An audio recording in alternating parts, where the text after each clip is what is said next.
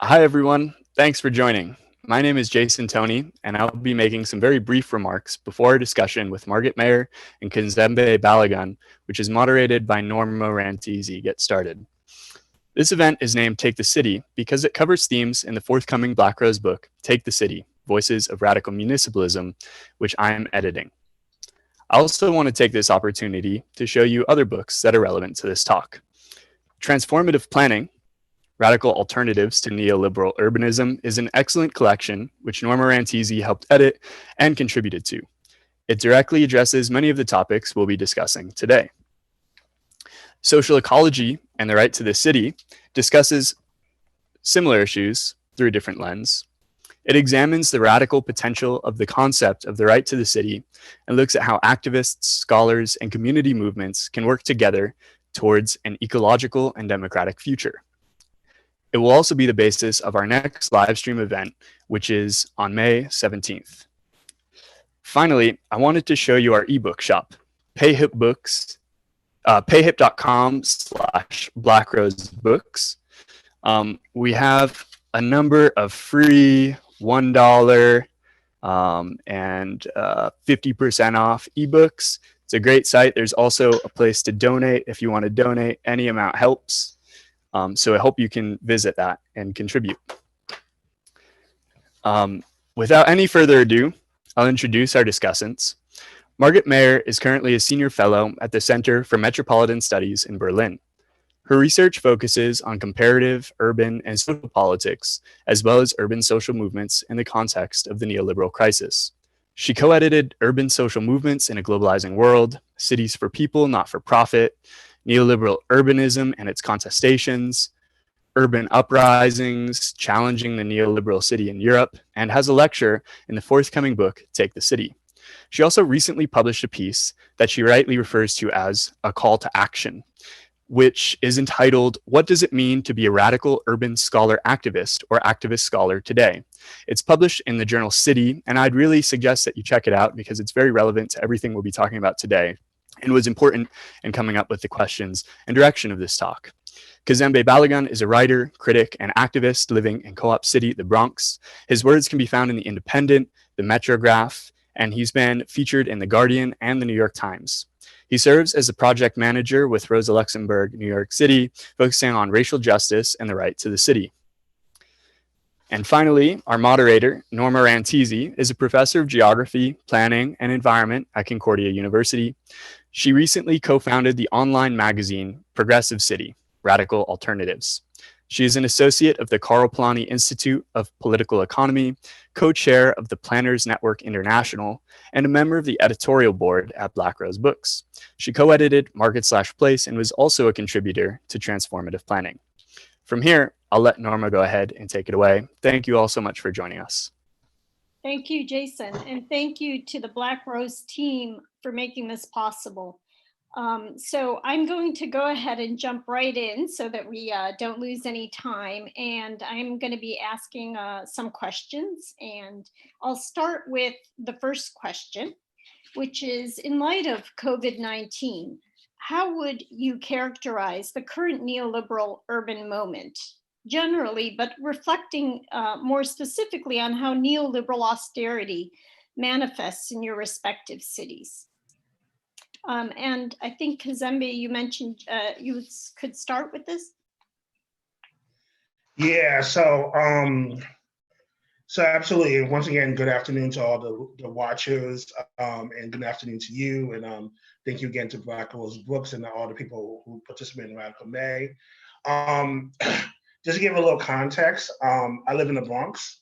The Bronx is one of the boroughs that has been the hardest hit in regards to COVID-19, both in terms of the number of hospitalizations and deaths, both in terms of number of hospitalizations and deaths in the city.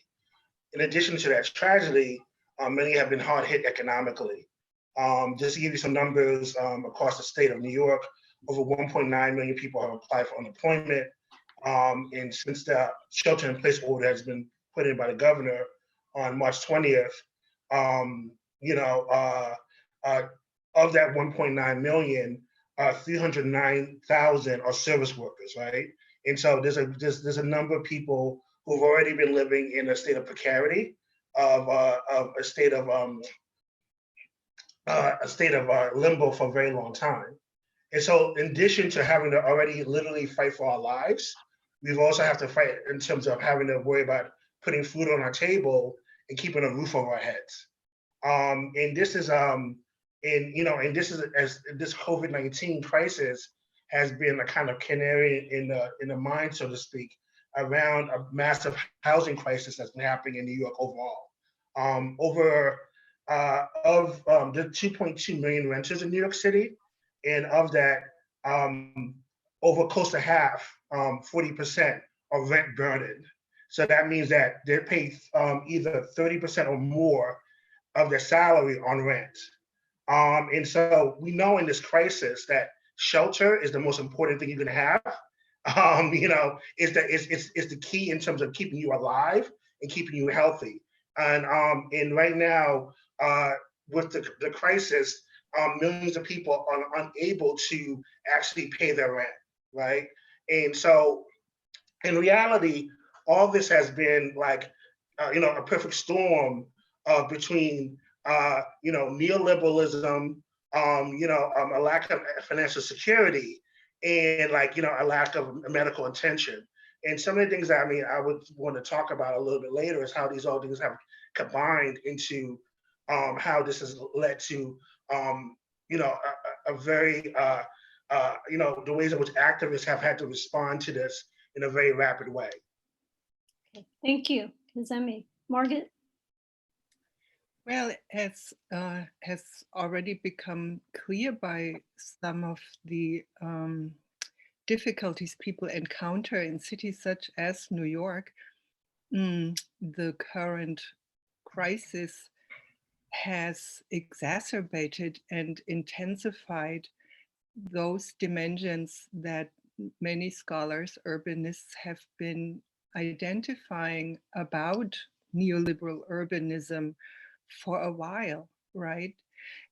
We have had successive waves of neoliberalization of cities or of the urban, and in the course of those processes, privatization and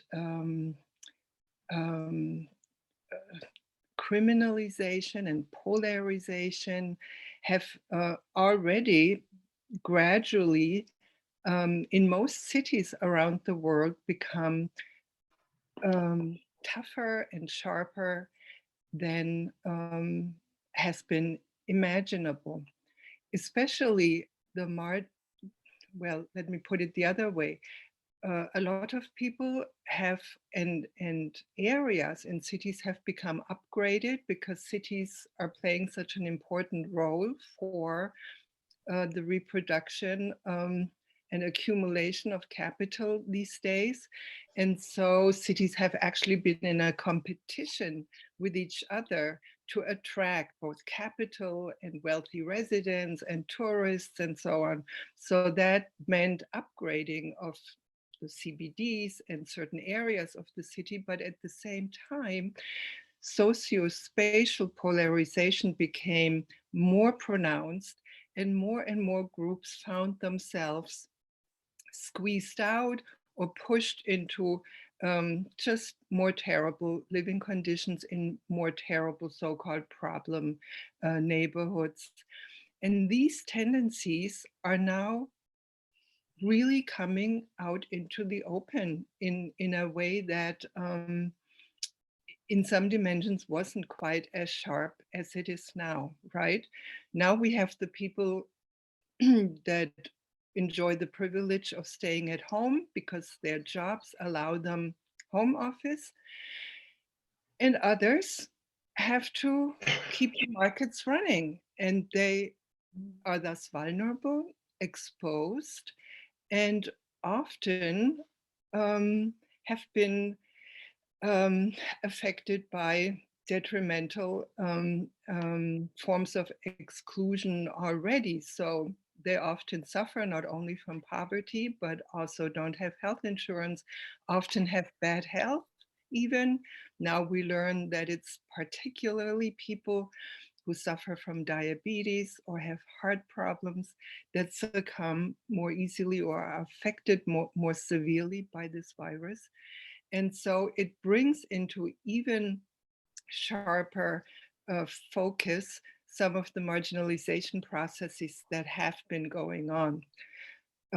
So for me, as a social movement researcher, it is also a part of the neoliberal urban moment that there have been protest movements rising against these developments that I've quickly touched on. Like, for example, here in Germany, where I live, where we have had a growing tenant movement against the rise, the spikes in housing prices and in rents. And every year the demonstrations were becoming bigger and bigger. And we had a biggest one all prepared across Germany for March 20th. And we couldn't go take the streets.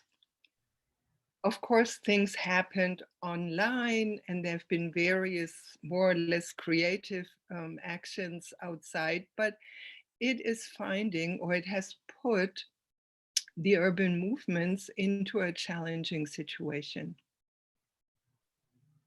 Thank you. I just wanted to also mention a bit about the Montreal context, in that it mirrors a lot of what you've been describing in terms of Montreal. 80% of the deaths are now concentrated in long-term senior care centers. They've become the flashpoint in a country, but also a signal of how a place that prides itself on public health care relative to its neighbor to the south is actually one that's confronting the growing encroachment of austerity and privatization measures in relation to care provision. And also, however, of course, the other major hotspots are places where there are predominantly Black and Brown communities, such as Montreal North, a neighborhood on the outskirts of Montreal, underserviced, one of the highest concentration of low-income populations, underserviced in terms of healthcare, but also in terms of decent living and healthy living spaces, and limited access to Wi-Fi to provide critical information needed to self-isolate and take care, as well as a concentration of frontline workers. All this despite the ongoing struggles on the ground for these basic essential services. And maybe just finally, I'd mention also another site where we're seeing a lot of poor conditions, apart from general jails and prison complexes, are the migrant detention center on the outskirts, where we're finding also very difficult conditions that had precipitated a hunger strike last month. Okay, so but in response to these really dire conditions and circumstances, and the strikingly uneven effects of them, we see that there are some responses. One form of response to the current crisis and to the colonial and racist and patriarchal forms of governance, of neoliberal governance that underpin it, are more overt forms of resistance and stoppage in the form of strikes. Just this past week, for instance, there was mass mobilization or a general strike in the US on May Day that had been called and spearheaded by Cooperation Jackson, and some other acts that are taking place. And I wanted to ask if you could speak to that as well. Right. So this I want to kind of provide a little bit more context, both in terms of first talk about the New York context and then kind of zoom out nationally. So since the shelter-in-place order has been instituted in New York, which is called New York Pause by our governor, Andrew Cuomo, there has been one of the responses by the state has been to place a moratorium or cancellation of evictions across the state of New York, and originally through June 1st, and now got announced an hour ago through August 20th, right? And this was actually in response to the fact that we have, as I mentioned before, we have millions of people in New York City who are unemployed, hundreds of thousands who depend on the service economy, that are now shuttered. And since they have been unemployed, they are not getting a paycheck, or they may have been laid off, or their shops have been closed. Because of the sheer number of people who are unemployed in New York State, the entire unemployment system to apply for unemployment has shut down. I have friends of mine who have tried to call unemployment 200 times and not been able to actually reach into to get somebody to actually apply for unemployment. And we're going into the second month of the crisis, right? And so what does that mean on the ground? That means in a very deep way that people are not able to pay their bills. That means people are simply collecting debt in order to like put groceries on the table, things of that nature. So you talk about the neoliberalism, there's a growing debt culture that's happening. So the response of the state has been to put a moratorium on evictions, pretty much on a pragmatic level, because in New York State, particularly in New York City and Bronx County, the most crowded place on a Monday morning is housing court, right? And quite literally, there's hundreds of people in housing court fighting evictions, trying to fight with their landlord, trying to get repairs done, all this other stuff. So quite literally, because it's so crowded in the housing court, it was a health hazard. So they had to close the courts. Hence, they had to have an eviction moratorium. What the activists are saying in New York State, right, in New York City in particular, is that it's not enough to have a eviction moratorium, because the rents continue to accrue, right? And you can continue to accrue debt as you go in this. So a lot of the activists who've been active for quite some time in terms of pushing forward some of the most progressive housing struggles in the state have called for a cancel rent, right? We're just saying that we have to wipe rent out completely during the course of the crisis. That there's no way that in August 20th that people will be able to pay their rent, when unemployment's so high. So we just need to cancel it. Complete forgiveness of all rent, right? And so as you know, and it's more of a tradition in Europe, May 1st is International Workers' Day. It's the day that, working class celebrates itself. In the United States, the first of the month, as said by a popular song by Bone Thugs and Harmony, is a day when you get your welfare payments in, is a day that you have to pay your rent, right? So that was the day that was chosen by the activists to call for a cancel rent movement, right? And basically so there's been groups such as Housing for All, the Metropolitan Council for Housing, the Right to Counsel, have called for a cancel rent strike. That means regardless of your ability to pay, to form together with your fellow tenants and refuse to pay rent, right? And this call has been signal boosted by elected reps like Alexandria Ocasio-Cortez, and there's actually been legislation that's been introduced by Ilhan Omar calling for the cancellation of rent and mortgages throughout the crisis. And the purpose of this is, one, to heighten the solidarity of renters, because the nature of this crisis, and because the nature of this crisis, much of the organizing has been taking place digitally, as you mentioned. So groups like the Right to Counsel have put forward a great pamphlet on how to organize your neighbors in a rent strike. How do you talk to your neighbors and legally get the legal binding around a rent strike and inform your landlord that your building is officially on rent strike? And that's a free public resource that's put out by the Right to Counsel and Housing for All, which is a coalition of housing groups in upstate, downstate. There have been groups such as Take Back the Bronx and the Committee Against Anti-Asian Violence and Corona Strike that have organized car caravans. So there was a car caravan that, as you know, we're not allowed to, we cannot technically meet because of the shelter-in-place order, but you can meet in your car, and you can gather cars around and put decorations outside your cars and drive along the highway. And that's what some of the people have done in terms of local streets, right? In addition, there have been banner drops and other things on the Brooklyn Bridge to visualize this idea around the rent strike. Lastly, outside the city, there was rent strikes in Austin, Texas. 22 people arrested. for blocking the highway, calling for cancellation of rent. And then also in Denver, Colorado, there's a group called the Acacia, excuse me, I might get the name wrong, pronounce it wrong, the Acacia Tenant Union that also went on an official rent strike. So this is something where people have been taking local action. Now, the last point I want to bring up is the fact of this question on the general strike, right? And I think this is very interesting because it connects to this question of essential workers. But also, I want to be very clear about something, right?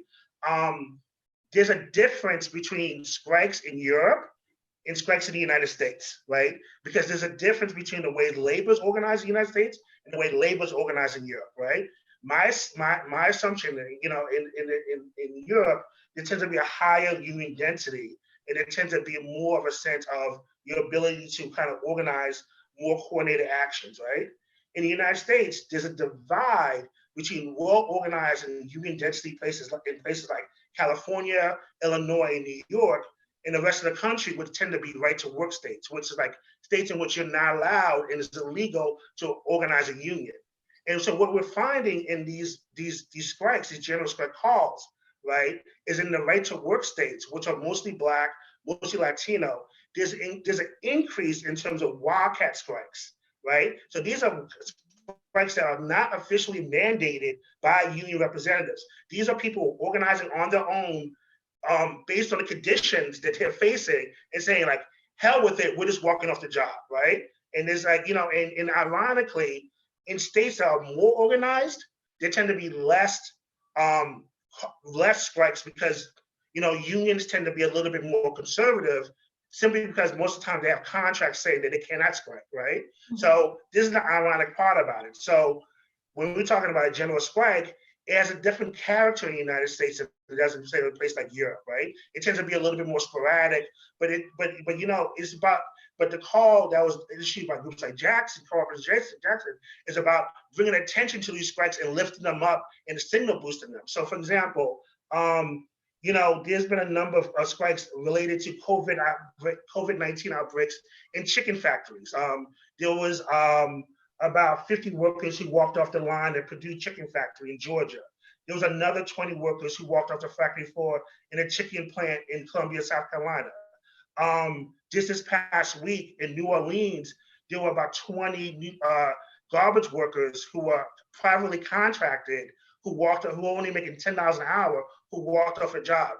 Their basic demands were demand around dignity in the face of this crisis, right? Similar to what happened in 1968 when Dr. Martin Luther King went down to Memphis, Tennessee, for the strike of the sanitation workers, this issue around personal dignity and protection. Like same time in Memphis, the people in Memphis did not have gloves, did not have masks, did not have anything to protect themselves from being exposed to the germs and the toxins of the garbage.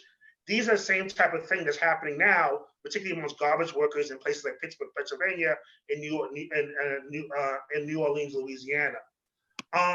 The last thing I would notice too is that there have been groups in New York State that have also been very active, and this is specifically around the Transportation Workers Union.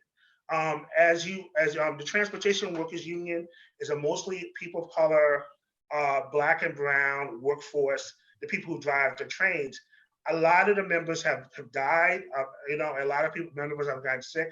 There's been a call specifically of the May 1st Bus and Rail Collective of the Transit Workers Union, which is calling for more cleaners to be brought into the New York City subway system, and also calling for immediate housing for the homeless. So basically our governor, Andrew Cuomo, has done something that has never been done in a 115-year history of New York City subway system. He shut down the subway system for the first time. So since the beginning of the subway system, 1904, till last night, the subway system has run uninterruptedly 25 hours a day, with the only exception of Hurricane Sandy.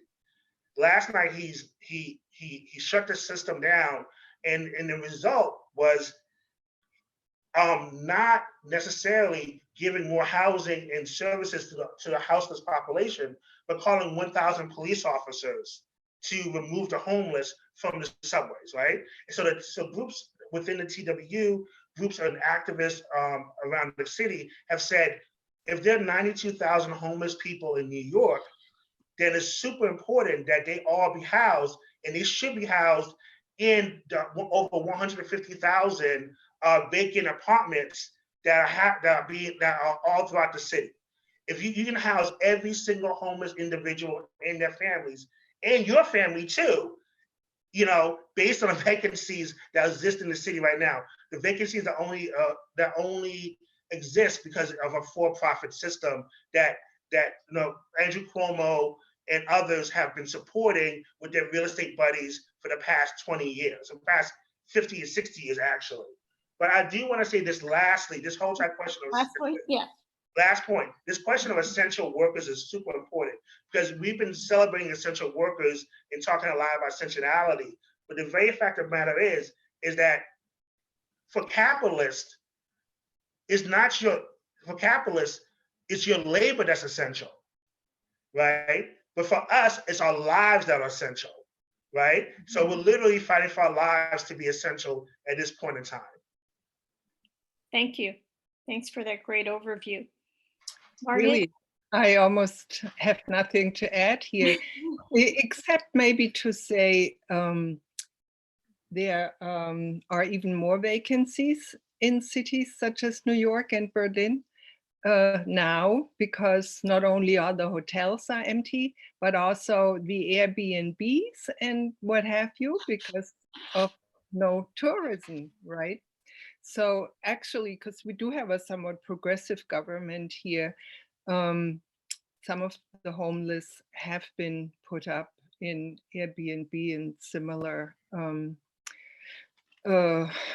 housing possibilities, and we are keeping the pressure up to keep that post-COVID-19 also. So we are all working towards changes post-COVID-19, right? Because we are, while experiencing a lot of challenges, we are also having remarkable experiences especially about state action suddenly becoming possible that, we were told are absolutely no-nos, that states should go in debt, that they should, do massive interventions into the economy, and the public good is suddenly something that has been understood as a precondition in many ways for even a capitalist society to function, right? As somebody put it so nicely, a German writer, there has to be a world if you want to exploit it. This goes both for labor power, but also for nature. They have to be healthy. And that's something that a lot of people are grokking these days, right? But back to your question about strikes and particularly with regard to housing. Germany-wide, the federal government has decreed a rent moratorium from April to the end of June, possibly extendable to people who can show that their income is no longer there due to this crisis. But as in the case that Kazembe described, they are not canceled. The rents are not canceled. And we are, of course, demanding that both the state and the landlords should participate in carrying the burden of this crisis. They both need to be made to pay for these rents, as well as the people who usually paying the rents. But it's not only their problem, not even in June 2022, which is the time to which this whole process has been deferred in Germany. So, but because of this action, we don't see any rent strikes right now, because for the moment, most people, that's that problem is off the table. They are having other problems. And the biggest one that has come to the fore is around the working conditions and the need for healthcare workers. I mentioned in my previous little overview there that privatization has been so characteristic of urban neoliberal politics, and that privatization pertained big style to hospitals and education as well. But the way hospitals have been reduced, shut down, and doctors and nurses' pay been reduced, hours extended, is part of the reason why this virus even became into such a crisis. There's no money to be made in prevention. There's no money to be made in keeping people healthy and with strong immune systems.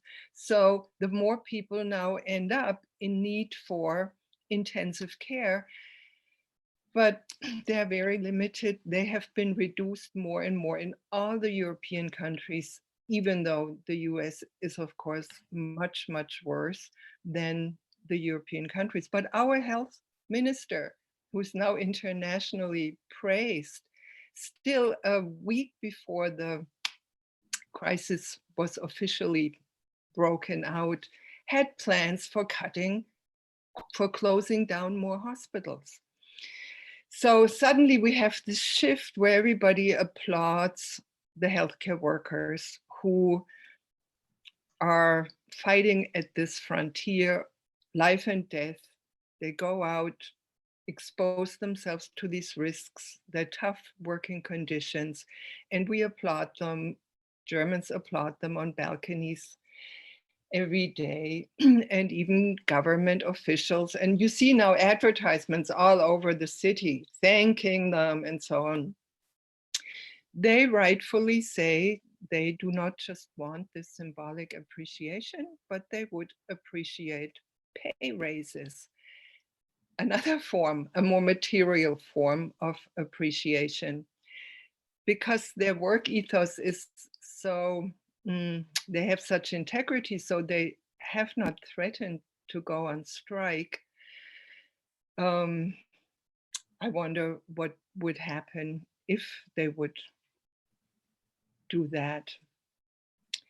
What else were we are? Oh, because you were talking about the caravans as a new form of protest, very American, also Brazilian form of protest. In Brazil, it's more the right wingers. Here, while we are also a very car-oriented culture, but our protest mostly still takes place in the streets and squares. We have rallies, but everybody stands 2 meters apart. 2 meters apart and wears a face mask, but still getting the message out and attracting journalists and media. And yeah, a lot of it can then be found and shared on social media as well. Yeah, it's interesting to compare the ways our protest manifestations adapt in nationally specific ways. Thank you. It's interesting because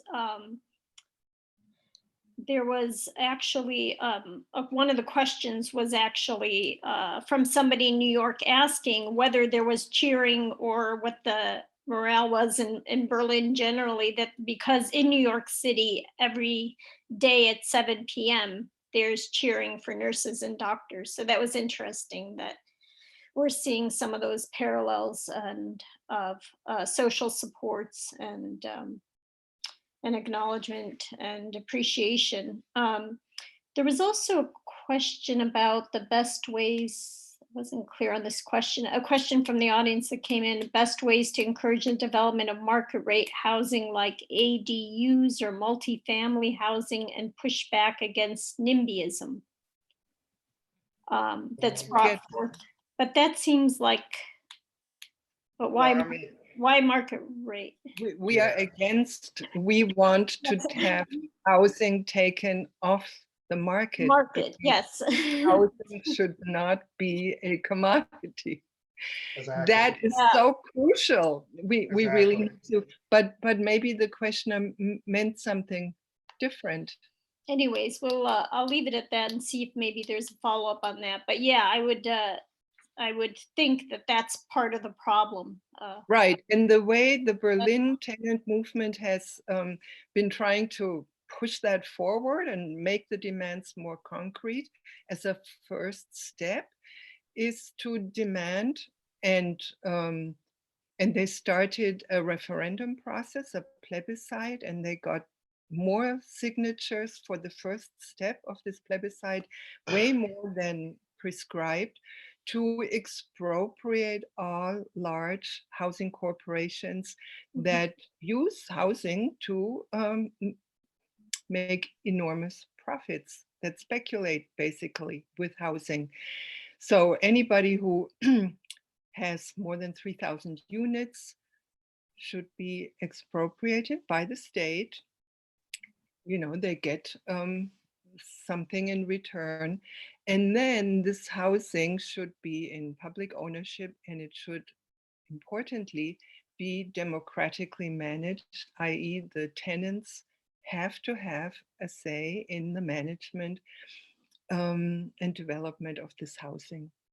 And if I can just add really quickly, I thank you so much for that, because I'm sitting right here in Co-op City, which is the world's largest limited equity cooperative in the world, over 50,000 units. It's a city within the city in the borough of the Bronx, originally founded by Jewish socialists in 1969.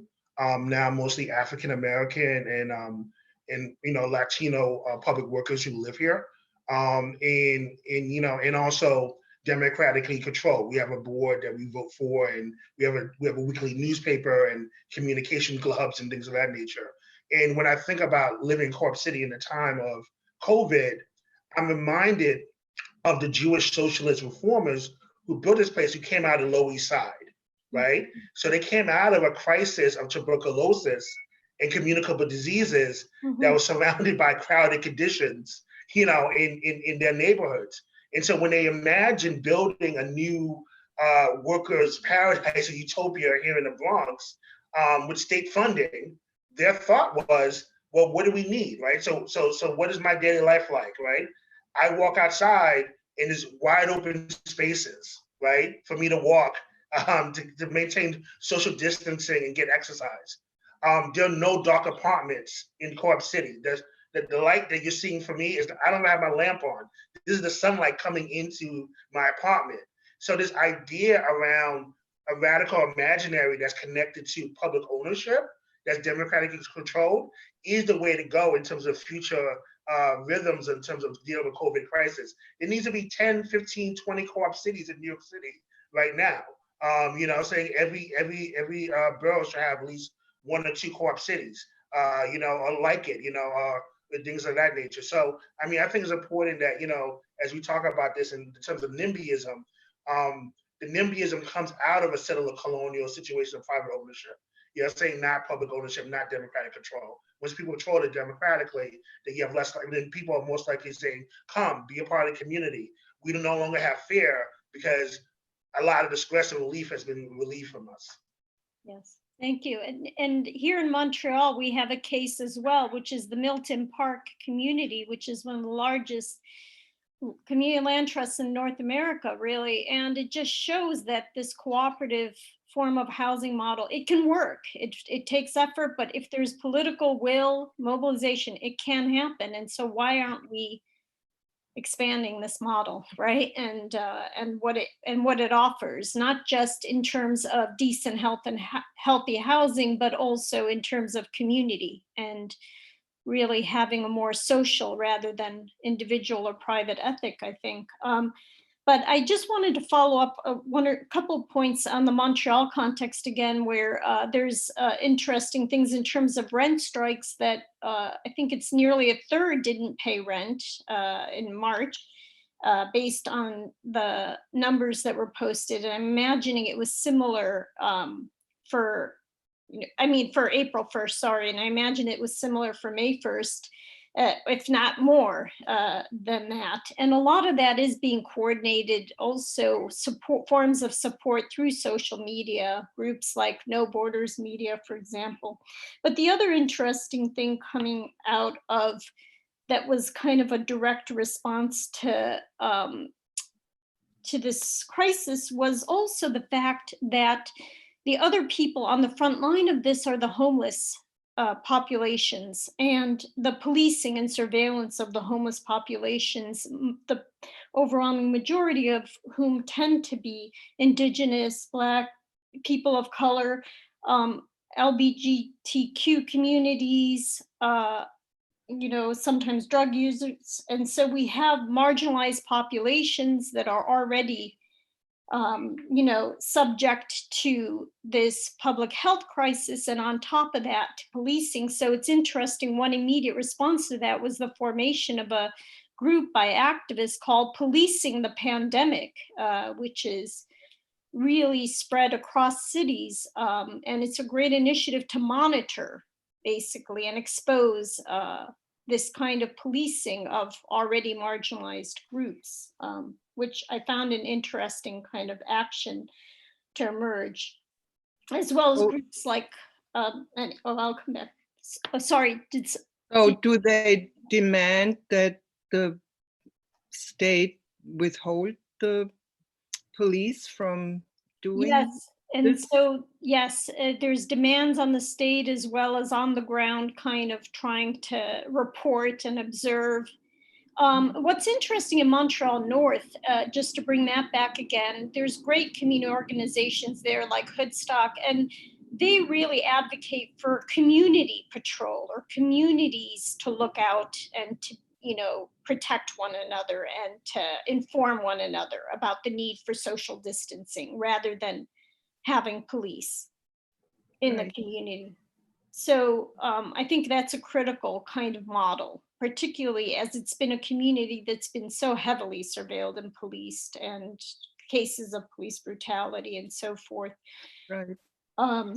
Same happens, especially in the French banlieues. Yeah. The police has been quite brutal before, also against the yellow vest activists, but now they seem to totally go berserk against Black kids in the banlieues, beating them up brutally, most brutally. And often the pretext is, I saw instances in the US as well, the pretext is you didn't do social distancing. And then they beat these people up, not even wearing masks, and of course violating any social distance. I mean, this is not the kind and not providing protection. Sorry, yes, and not providing shelter to shelter in place. I mean, on top of all that, yeah. Right.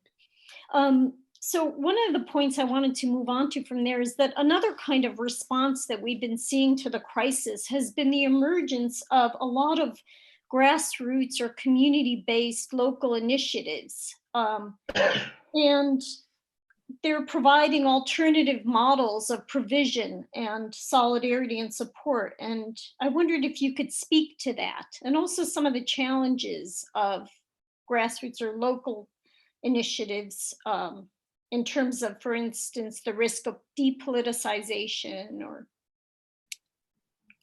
do you want to go first again?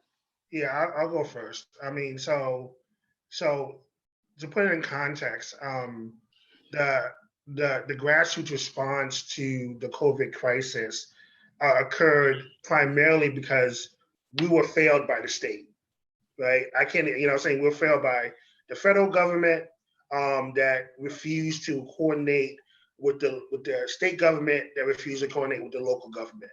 And because of all that, we we as a public were giving wrong information. For example, initially we were told not to wear masks, and that turned out to be a lie, right? We were initially told that there's nothing to worry about, and there's been a conflict between the mayor and the governor of the New York State, where the mayor would get on TV and say we need to have a shelter in place, and the governor will say no, we don't need to have a shelter in place, and then 2 days later say we do need a shelter in place. So while they were trying to figure out what they were doing, people of color, particularly women of color, were out there organizing, right? And they recognized the fear and the trepidation of what was happening, because they knew that, from our estimation, when America gets a cold, Black and brown people get the flu, right? And so the immediate need for us was to secure our hoods the best way we can do. There's a long tradition of grassroots organizing, going back to the Black Panther Party, going back to the Young Lords Party, where literally the Black Panther Party first two biggest initiatives was one, securing the right to health, which meant, and a lot of times you see these old pictures of the Black Panther Party, sickle cell anemia testing, or in the case of the Young Lords Party, which is a mostly Puerto Rican organization, securing lead testing. And then two, the major issue has been around the issue around food and food security. So the immediate situation was that groups like the Northwest Bronx Collective, I helped go out to a local store, and we handed out food cards, $25 food cards where people can buy the food, right? And people were telling us that literally they had no food in their houses, or they were telling us that literally they had kids who were sick and were afraid to go to the hospital because the hospitals are already overcrowded.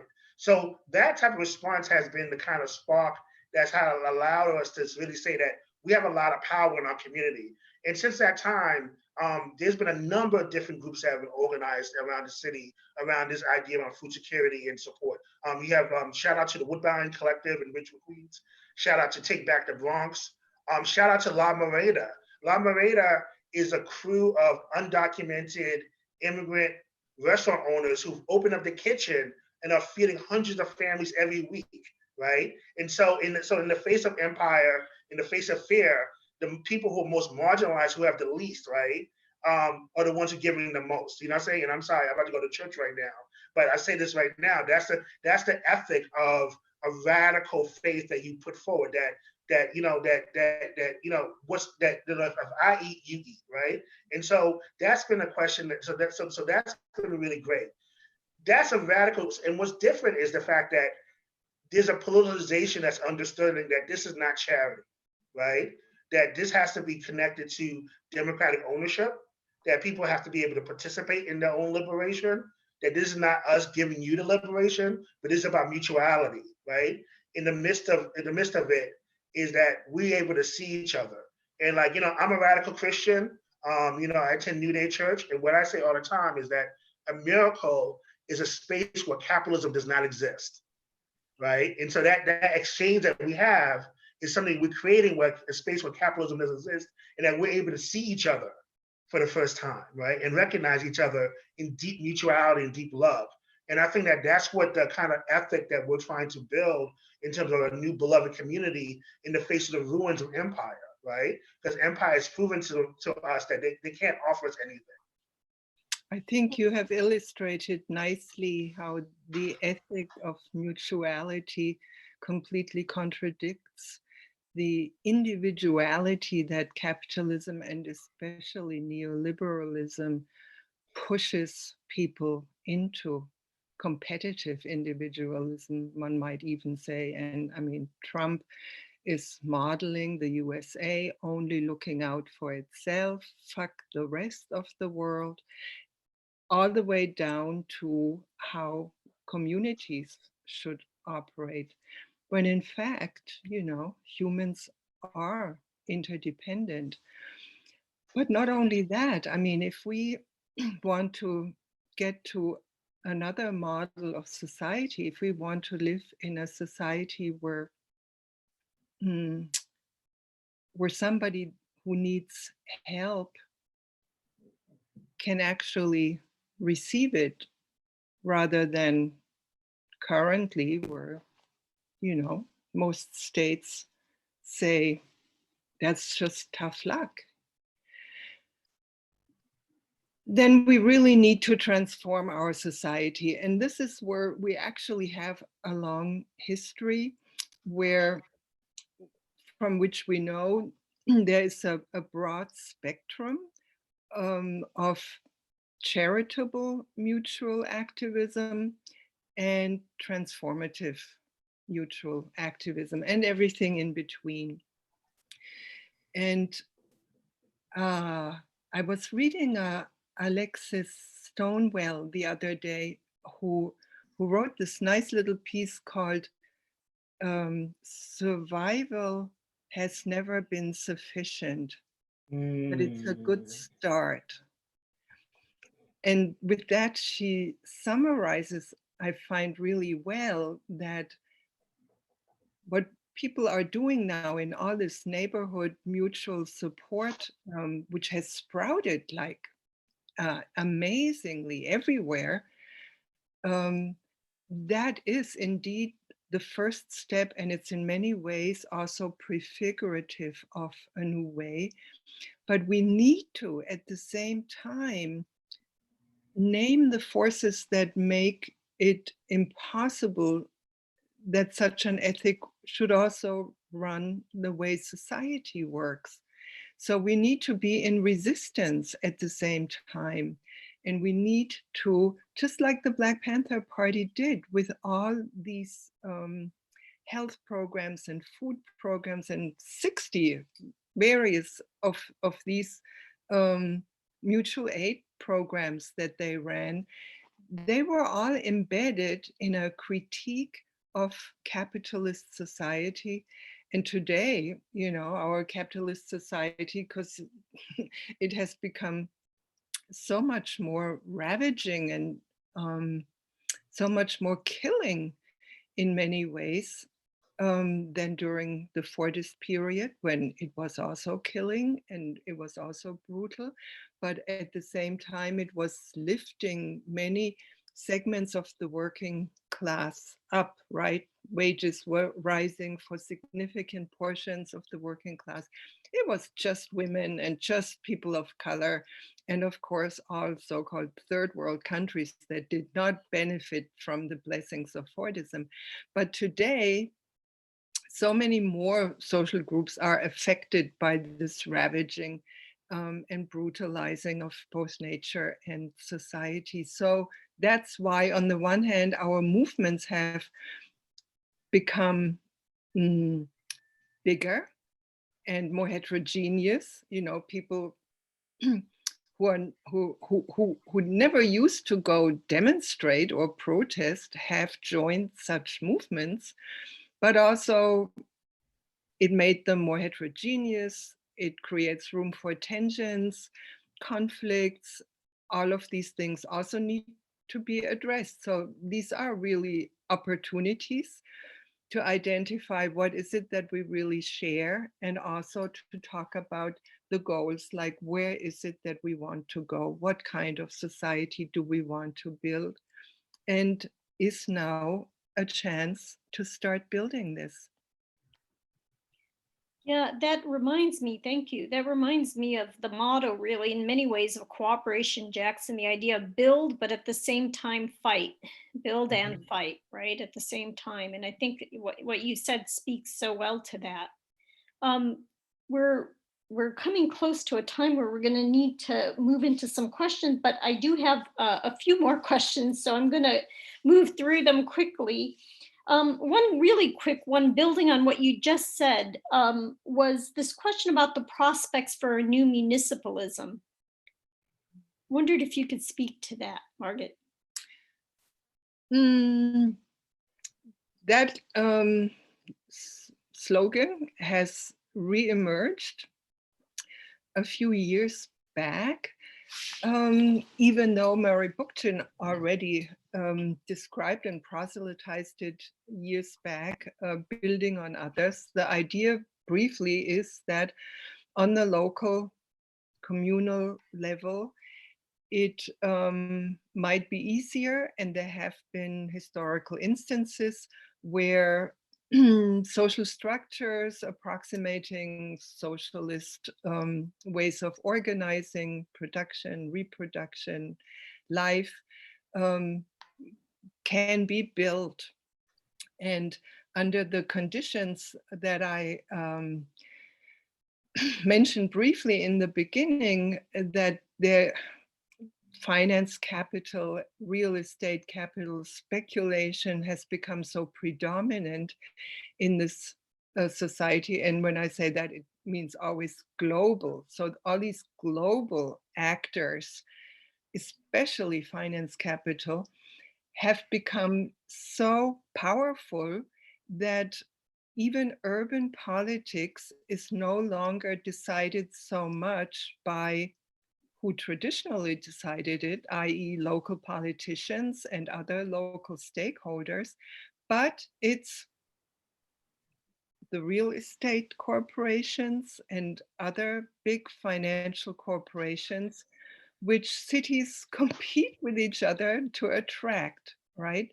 So this new constellation has in many instances changed the enemy of the urban movements. It used to be the local politicians, but now that the local politicians in many cases have abdicated their clout, their power, they say, you know, we have to please those who we depend on. So that means that social movements have often been on the same side with local politicians when they try to protect their own resources from these big global players. And that has created a new material basis for new municipalist politics on that end, on the push or pull, what you call it. On the other end, in any case, are those urban movement activists who have run in local elections and have created their platforms. And in many cities, not only Barcelona, but several other Spanish cities and cities, some in Italy, Jackson, Mississippi in the US, Berlin, even in Eastern European countries, some cities now have very progressive governments that are at least partially, sometimes majoritarian, dominated by such activist or formerly activist forces. And they often working together with the local movements have been able to create and implement better environmental, better social, just more progressive politics on the local level, with difficulties everywhere, even in Barcelona, where they are especially strong, because they are facing powerful global enemies, and they are held by contracts which previous governments have entered with such players, and often national governments that are making their lives hard. And you in the US are seeing plenty of cases like this. But we do too. And so it's an interesting question, to what extent such progressive municipal governments can actually prevail, say, with a more progressive asylum policy. In environmental asylum or migrant policy, more general, climate action, all these difficult global problems, cities are often have been made into or define themselves as pioneers in developing innovative and better working solutions than national governments have been able to.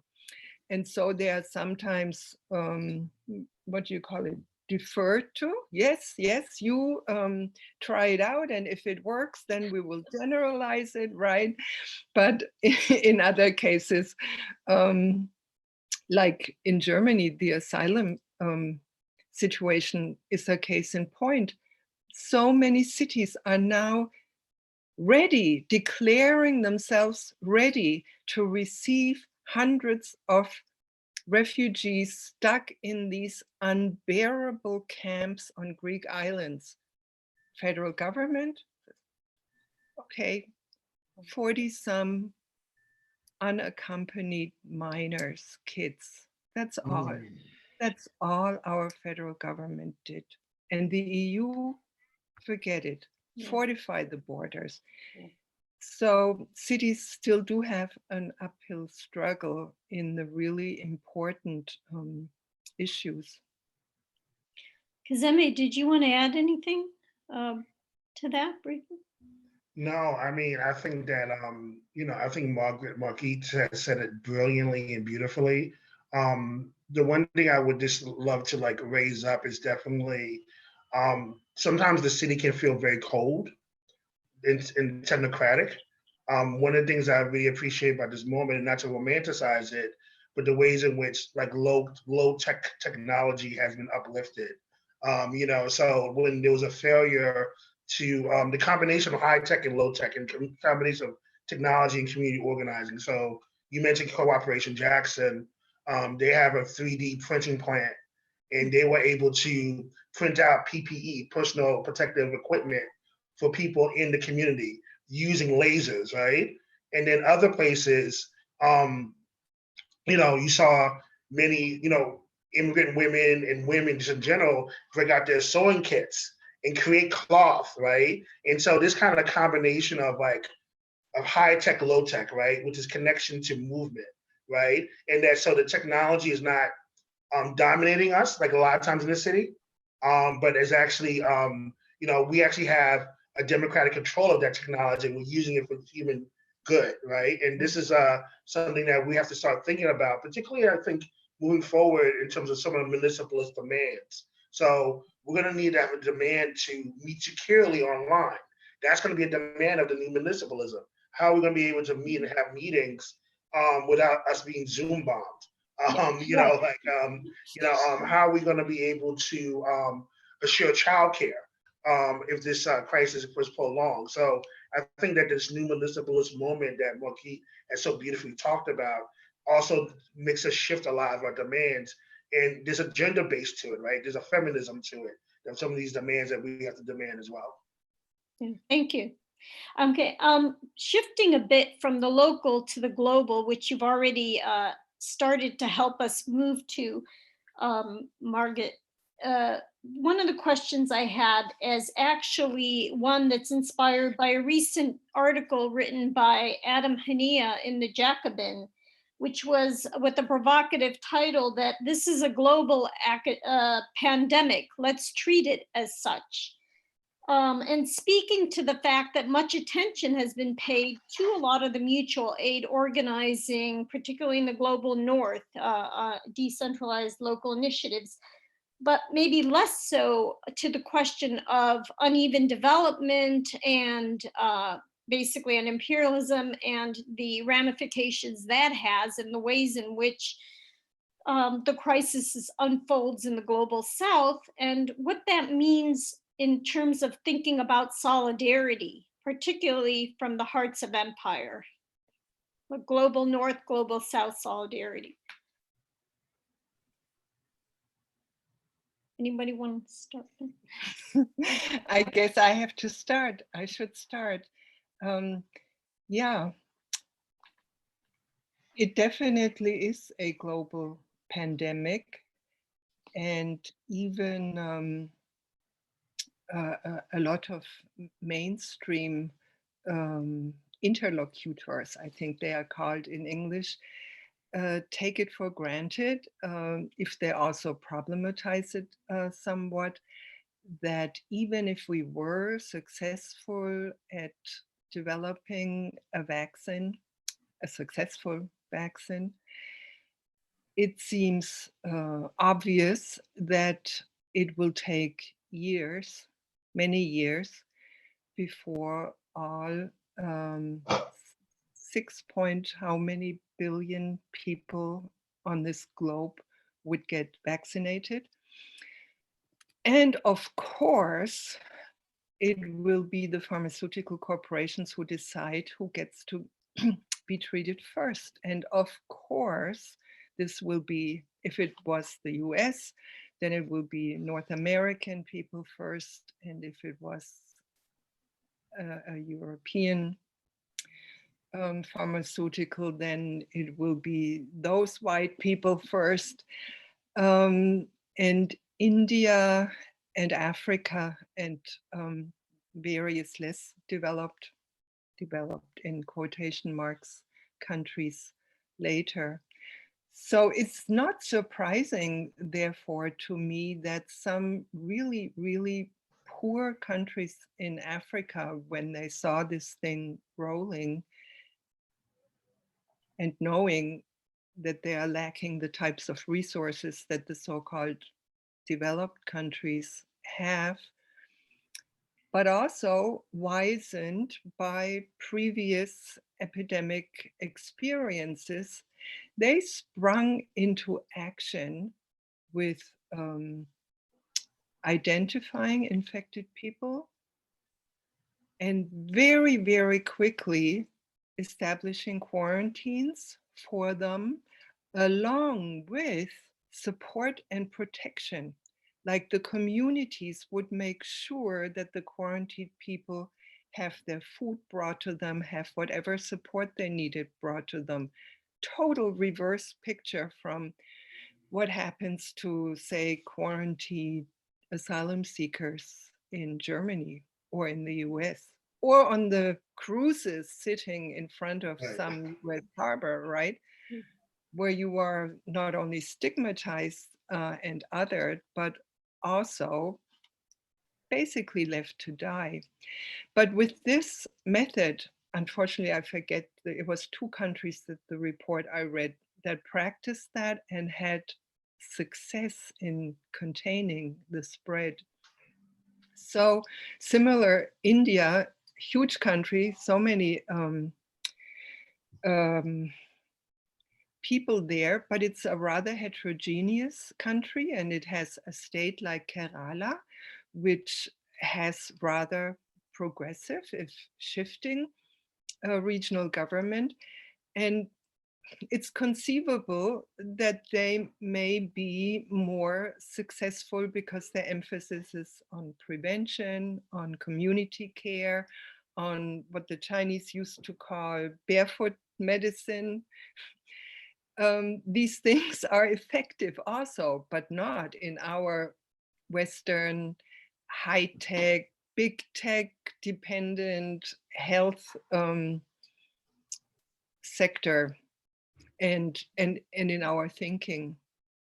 So what could solidarity look like? Well, it would need to reverse this trend of white rich people first and find other criteria according to which the distribution of these medicines could be organized by. But social movements also need to find ways to express solidarity. And even if it is through leaning on the big international, I mean, they're problematic, IWF and World Bank and so on, but there are, and we need to put and mobilize pressure on them to pour resources into these places.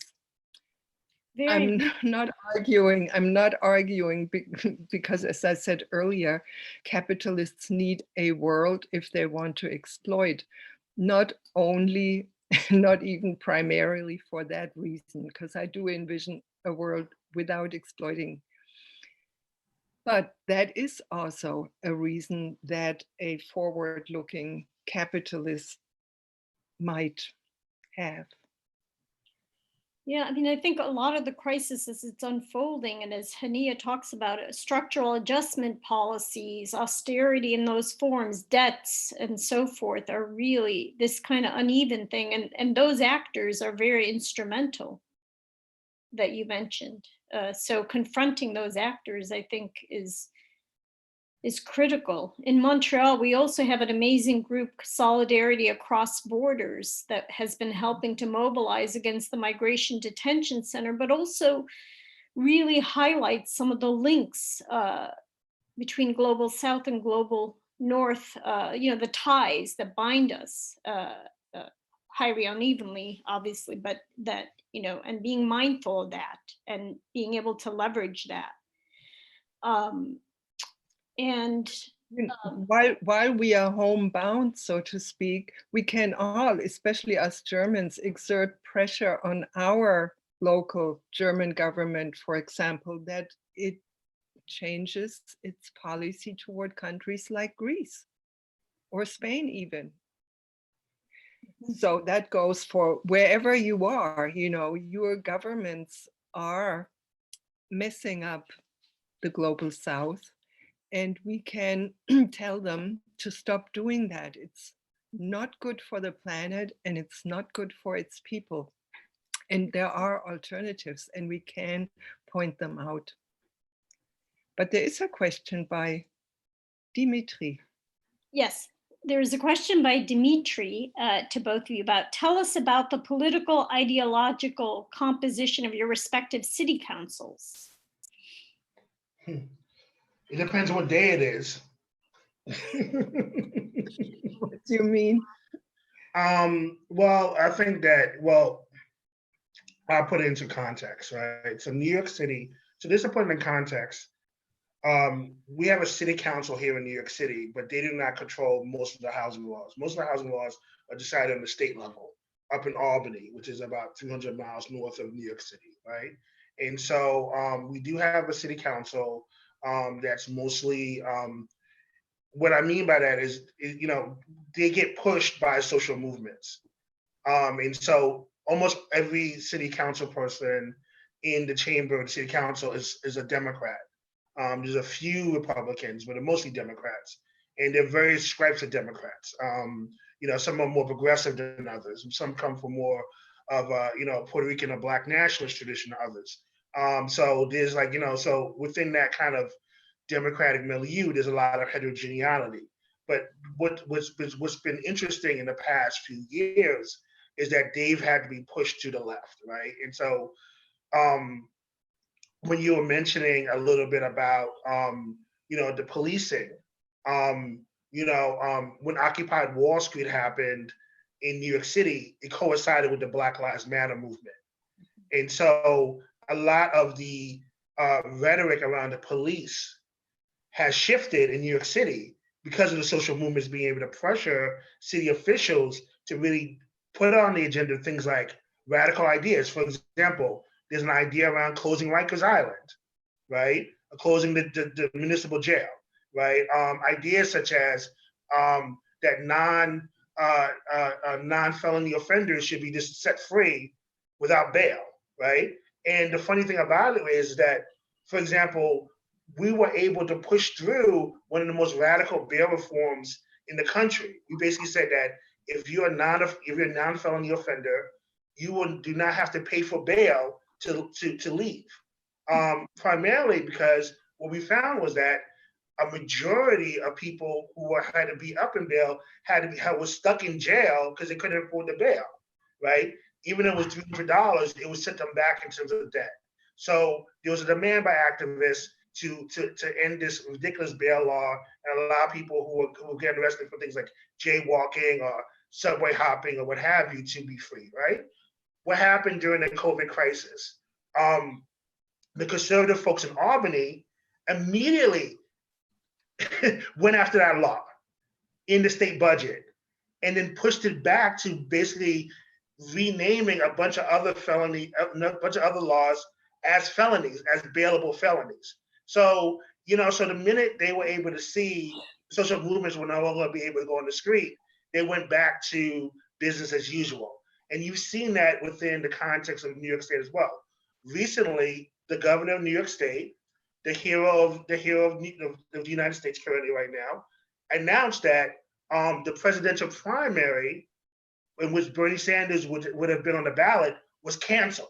He basically said, there's no reason to have a presidential election if in fact Bernie decided to leave, even though Bernie Sanders made it very clear that he wanted to be on the ballot to have more delegates to influence the program of Joe Biden.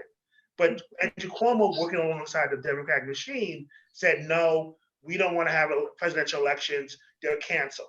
Well, recently, just yesterday, they actually, the courts, thank you that the United States has a judicial branch and not just executive or legislative branch, said that no, we have to have elections, right? We have to have the elections. So that's all to say is that as this crisis has gone on, there was beforehand there was a push, particularly groups like DSA, the Democratic Socialists of America, various Black Lives Matter groups, Fight for 15, to push the Democratic Party to the left, and they had to accept some demands.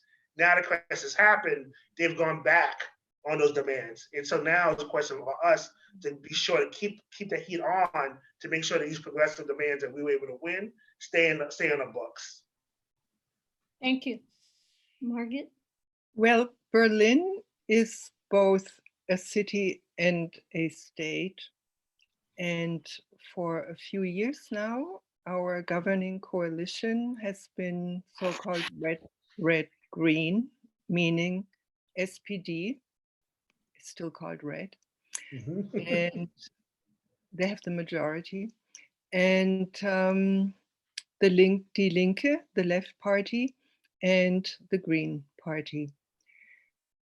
The CDU, the Christian Democrats, conservatives, are the largest opposition party, and the FDP is a smaller opposition party.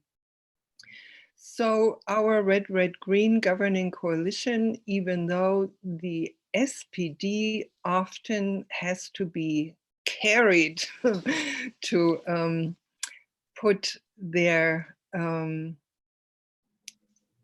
hand for signing something or their money where their mouth is, because they do speak a progressive rhetoric, but then they are always afraid or worry about losing some, powerful big capital interests. Often they have to be carried to be successful, but let's see, some of the really good policies that got passed were a cap on rent increases. Citywide, statewide cap on rent increases for 5 years. That's as a result of the very strong tenant movement. The real estate lobby went berserk and went to court, to the highest federal constitutional court, where it is not quite fully decided. It may not be constitutional to do such a thing on the subordinate state level. So we will see how that plays out, but right now, most tenants feel very thankful for this because the rents have been going through the roof. And the wages in Berlin have not, at least of the indigenous Berliners, we have had, of course, a lot of more wealthy influx ever since unification, really. Another really good thing has been the bike lanes that have been either created or broadened or widened all over the city. And that's very important and has made the lives of bicyclists less deadly. We have had a lot of killings. And it is a very important sign against the automobilization of the city. There's still too much congestion everywhere. And, bicycles for many people in many instances are a real alternative. So in these dimensions, definitely you can say the influence both of the left party and of the Green Party have made themselves felt. And in some respects, even in regard to migration policy. You've all heard about the summer of migration in 2015, when states everywhere in Germany, but especially on the federal level, failed completely in dealing with the influx of migrants, and so many civil society initiatives sprang up to compensate for this failure. And it's still ongoing. There's still a hardcore of people, politicized and not so, doing this. And interestingly, with the arrival of COVID-19, many of these new networks and linkages and neighborhood infrastructures have quickly become the nodes for neighborhood support group for vulnerable people due to the virus. And interestingly, for me as a political scientist, is that now the relationship between the state, Berlin state, and especially the sublocal, they're called the district governments, to these civil society initiatives is no longer as hostile and as fraught as it used to be, because they have learned that they need each other, and that the civil society people have expertise and resources and can do many things better than the bureaucrats in the administration. So that's good. But again, we still have many asylum seekers in unbelievably bad housing situations. And there the Senate, I must say, has not been resolving the situation adequately. So it depends how big the pressure from the opposition, from the big lobbies in various areas, whether real estate or entertainment, culture industries, or we have Amazon and all these high-tech corporations that have chosen Berlin as a place for some big campus or whatever. And of course, the government wants to attract them, and the movements mobilize against them, and those continue to be contested areas. And I gotta say, Margaret, it feels like this past year, there's been like a love affair between New York City activists and Berlin activists.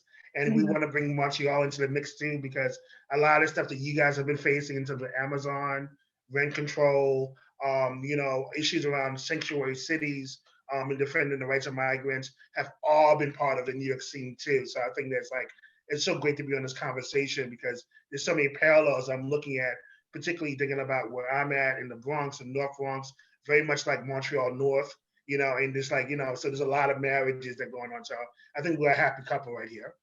Well, but we will need an environmentally acceptable way of airplane transportation before you get me to New York again. You got it. Listen, I'm working on it right now, definitely. Oh, I think you're on mute. I can't hear you.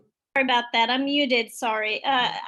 Two quick questions to round out the discussion. Actually, it's a point, Margit, that you were just talking about in relation. It relates to a point you were just mentioning in terms of bureaucrats relative to civil society, and it's a question about urban planning and the ways in which planning has, for so long, often just been a tool really for neoliberal state.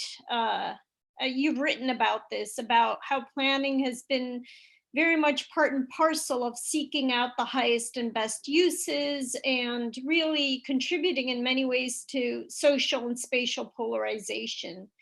And so I wondered if you could speak to how we could alter planning for a more transformative ends. And I don't want to generalize, not all planning is, but a lot of planning becomes co-opted in ways that needs to be seriously confronted. I was going to say, probably better than I, how many progressive planners there are, both in your country, in the US, and in Germany as well. So thank God for them. And they are, among many other things, I mean, they're not only working on developments and designs that are more acceptable for parts of the population that tend to get overlooked by the big famous planners, maybe, but they are also mobilizing among their peers. And in the planning departments, there is more and more interest for planning that conforms to the climate needs and environmental and ecological needs and so on. So I do see progress being made in the right direction. But of course, once as a planner you get hired into a city planning department, it's difficult. It's difficult because the constraints, or rather the demands, are so they're clear. They're clear, and you get fired if you don't conform to them. And this again has to do with the tendency that our cities get formed and built and designed more according to the needs and desires of big corporate actors that consider cities as their playground. And if the leadership of a city government is not intent on acknowledging the needs of its residents, their residents as well, then it's difficult. I'm really not sure what kind of an answer you were expecting. No, I mean, it's true. This is really challenging times. I think one of the things you mentioned in the points that you previously had raised too is about this acknowledgement about civil society's expertise. I really appreciate it. That Yeah. I feel like, you know, particularly in times like this in crises, that I think that brings to the fore that the people that are most impacted have the most knowledge to contribute to this. I think, as you were mentioning before, needs to be the starting point. Exactly. But here, you know, in this day and age, we have to be precise because the people comprises a lot of different social groups. And I wanted to bring up at some point that when there was right to the city in the title at some point, that is a slogan that in the meantime has also been appropriated by right-wing groups. And they are also the people, right? But we need to be clear that by the people, we do not only mean white people or indigenous in the sense of German-born, you know, white people, but all the denizens living and shaping their city. They all would need to be allowed to participate in these kinds of cooperative planning processes.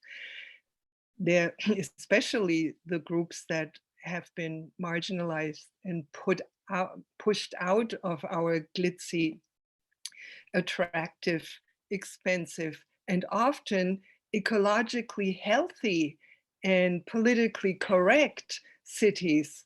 That is, you know, another really sore point of contention.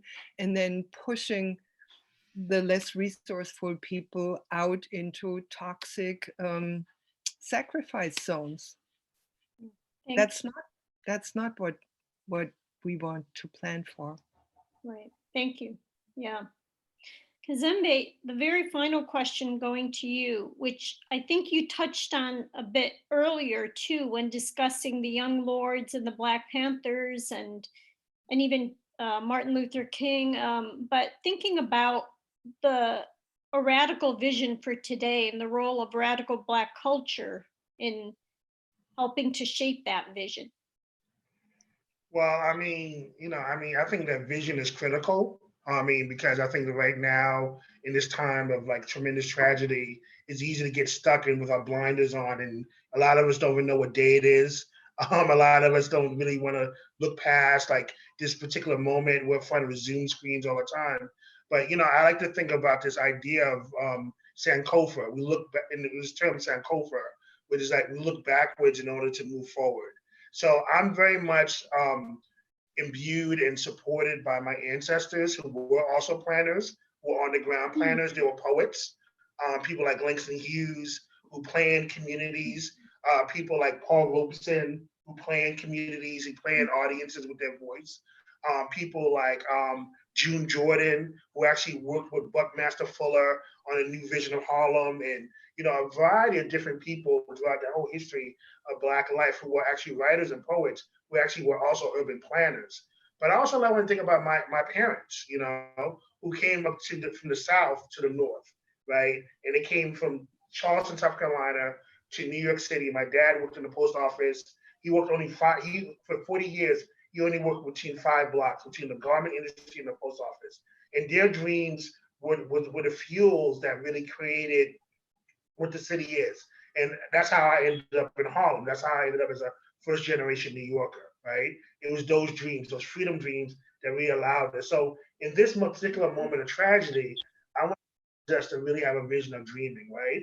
And kind of like, there's always a saying that my friend told me the other day, when there's a famine, it's time to plant a seed, right? So it's what is the seed that we want to plant right now? And I do envision a new city that we have in terms um, of like quality healthcare, a renewed interest in the arts. I think that one of the things we have to talk about is tremendous art funding that we need in the city in terms of maintaining the standard of living for our artists. But I also think that we also have to talk about what our vision is, and that our vision is also connected to the struggles ahead, because a lot of people have romanticized this particular moment and saying New York City is broke. It's going to be like the 1970s again.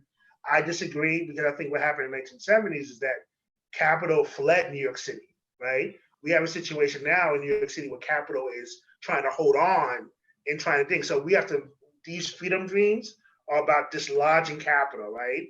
And getting capital not out of political relationships, our social relationships, and our personal relationships. So I think that we have to dream big in this particular moment. And I think that, this moment is actually giving us fuel to think about it in a bigger way. Great. Thanks so much. Thanks to both of you so much for this. We're now at the end of our time, so I'm going to ask Jason to rejoin for just wrapping up. Thanks to everyone. Thank you. Thank you. Thank you so much, Norma. Thank you, Margit. Thank you, Kazembe. That was a excellent discussion. It's everything that I think we hoped it would be when we started planning on this event. So appreciative that you joined us, and thank you everyone who joined and shared the event. This video will actually remain available on YouTube at the same link, so you can still share it with your friends, and we encourage you to do so. And we've actually included all of the different books that were mentioned at the beginning of the talk in the description of the event. So if you want to check any of those out, you can go ahead and look in the description and you'll see links. Our next live stream event will be May 17th, and it's on this book, Social Ecology and the Right to the City. And then we have another event on May 28th on transformative planning. And this is the book that was referenced many times throughout. Both of these books, you will have the link to. These two books, you'll have the link to. The PayHip has a bunch of free books, so be sure to check that out. And if you want to just stay up to date on our event series, which is right now part of Radical May, which is an alliance of radical book publishers, you can go ahead and still visit our Eventbrite page and register on the Eventbrite page, and we'll be able to stay in touch and send you updates about our next events. So we encourage you to do that. The Eventbrite page for this event will be available until midnight tonight. Thanks again to everyone. We're going to go ahead and end the stream unless there's any final comments, lingering comments. But I'm sure the speakers are appropriately exhausted from their generous remarks. Thank you, Adam May. Jason, for putting this together. Very interesting to talk with you all three. Keep up the good fight. Thanks to you. Thank you so much, everybody. Thanks. Merci, danke, Adome, tschüss, goodbye. And hashtag Radical May if you want to see any of the other events from other radical publishers. Right. Bye.